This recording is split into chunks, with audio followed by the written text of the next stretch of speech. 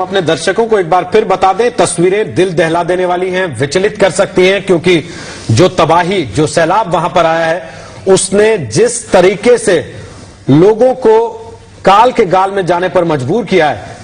ये केदारनाथ मंदिर का परिसर आप देख सकते हैं, ठीक उसके सामने से ये तस्वीर ली गई है। मंदिर का ये दरवाजा आप साफ साफ देख पा रहे हैं और हमारे सहयोगी जो वहां तक पहुंचे उन्होंने ये भी बताया कि मंदिर के बाहर प्रांगण में जो नंदी की प्रतिमा थी वो इस सैलाब के साथ बह गई, तबाह हो गई। हमारे साथ कृष्ण मोहन मिश्रा इस वक्त जुड़ रहे हैं और जानकारी के लिए। कृष्ण मोहन, हम चाहेंगे एक बार हमारे दर्शकों को आप तफसील से बताएं, क्या आप वहां पर देख पा रहे हैं? देखिए, ये एक प्रलय का सा दृश्य है, शायद इससे भयानक दृश्य मैंने अपने पूरे जीवन में कभी नहीं देखा। यहाँ तक कि टेलीविजन स्क्रीन पर भी शायद ऐसे दृश्य कभी नहीं देखने को मिले। पूरा परिसर, उसके आसपास की हर जगह लाशों से पटी हुई है। लाशें एक दूसरे के ऊपर हैं, गर्भगृह में लाशें हैं, मंदिर के परिसर में लाशें हैं, लोग एक दूसरे के ऊपर अनाज के बोरों की तरह पड़े हुए हैं। ऐसी भयावह स्थिति है कि जिसके बारे में कुछ कहा नहीं जा सकता। वहां से थोड़ी दूर पर बाकी बचे हुए लोगों को वहां से लगातार आईटीबीपी और सेना वहां और एयरफोर्स लगातार वहां से निकाल रही है। कुछ लोग अभी भी वहां पर फंसे हुए हैं, उनको थोड़ी दूर पर रखा गया है, क्योंकि मंदिर के आसपास रहना भी, खड़े रहना भी मुश्किल है। वहां पर चारों तरफ जंगली जानवर घूम रहे हैं। रोहित, आप इस चीज से अंदाजा लगा सकते हैं कि क्या स्थिति होगी इस समय केदारनाथ की। कृष्ण मोहन, अभी ये बताइए कि इस वक्त जब हम ये दृश्य जो हमारे सामने आए ये देख रहे हैं और लोगों को आप बता रहे हैं कि निकाला जा रहा है, तो अभी जो फंसे हुए लोग हैं उनके लिए कुछ ये बात बताई जा रही है कि कितना वक्त और लग जाएगा इनको निकालने में वहां जो अथॉरिटीज हैं?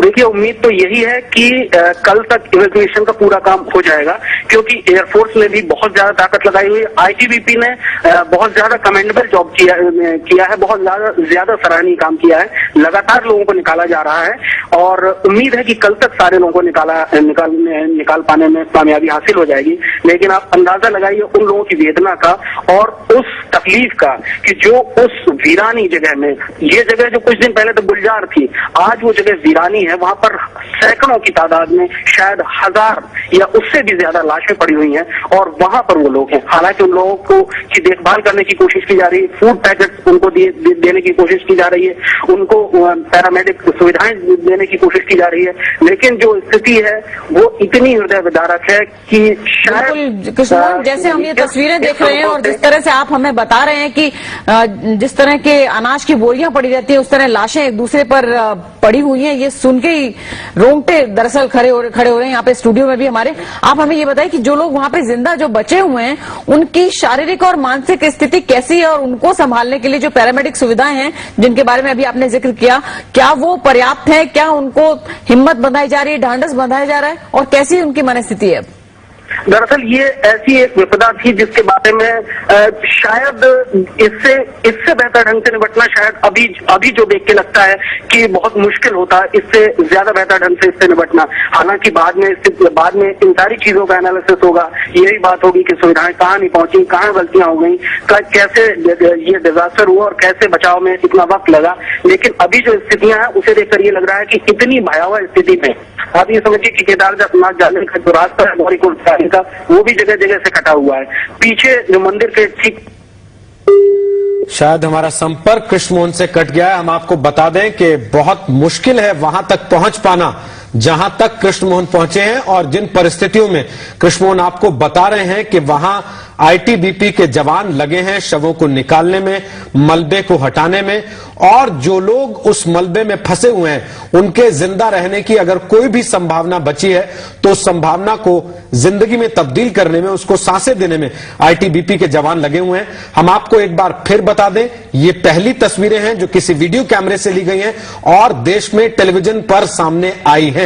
जी मीडिया के संवाददाता रास्ता नहीं होने के बावजूद सारी मुसीबतों को पार करके जान जोखिम में डालकर वहां तक पहुंचे हैं जहां यह तबाही का सैलाब सबसे ज्यादा खतरनाक शक्ल में सामने आया है। यह केदारनाथ मंदिर का इलाका है जहां हर साल लाखों की तादाद में श्रद्धालु पहुंचते हैं। उस वक्त, जिस वक्त ये तबाही का सैलाब आया था, उस वक्त भी माना जा रहा है कि 40 से 50 हजार लोग इस पूरे इलाके में मौजूद रहे होंगे और उन में से ज्यादातर इस तबाही की चपेट में आए हैं, सैलाब की चपेट में आए हैं। हालांकि कोई आंकड़ा अभी नहीं कहा जा सकता, लेकिन जैसा बिहार के पूर्व मंत्री अश्विनी चौबे, जो खुद उत्तराखंड में फंसे थे, उन्होंने आज कहा कि उन्हें डर है कम से कम 15 से 20 हजार लोगों की जान इस सैलाब में, इस तबाही की वजह से गई हो सकती है।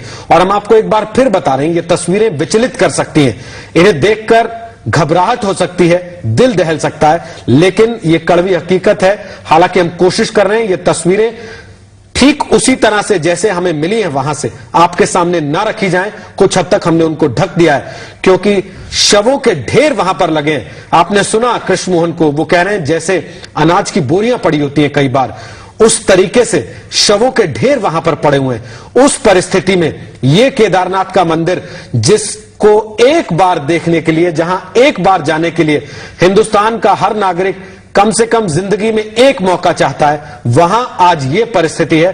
कुदरत का कहर इस शक्ल में वहां पर सामने आया है।